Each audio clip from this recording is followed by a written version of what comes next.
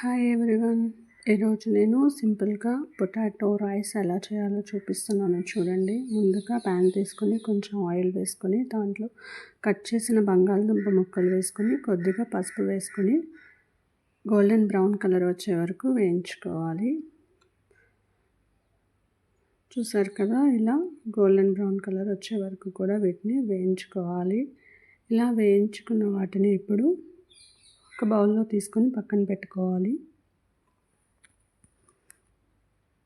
Potato rice చాలా ఈజీగా, సింపుల్గా, చాలా టేస్ట్గా ఉంటుంది.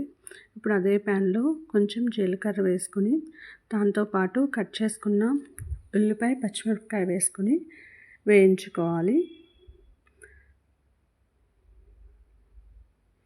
ఇప్పుడు ఉల్లిపాయ, పచ్చిమిరపకాయ వేగిన తర్వాత టమాటా ముక్కలు కూడా వేసుకోవాలి.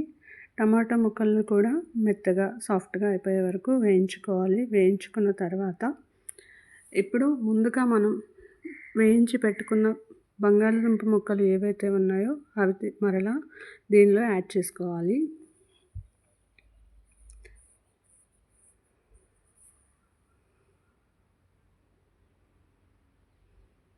యాడ్ చేసుకున్న తర్వాత ఒకసారి మొత్తం మిక్స్ చేసుకోవాలి.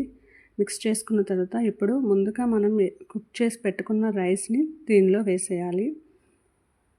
రైస్ వేసిన తర్వాత మొత్తం ఒకసారి కలుపుకొని ఇప్పుడు దీనిలో చిటికెడు గరం మసాలా పౌడర్ వేసుకోవాలి.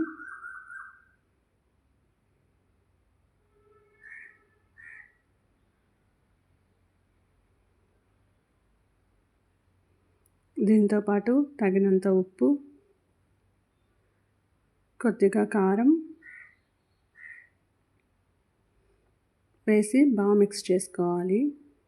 అంతే, సింపుల్గా టేస్టీగా ఉండే పొటాటో రైస్ రెడీ.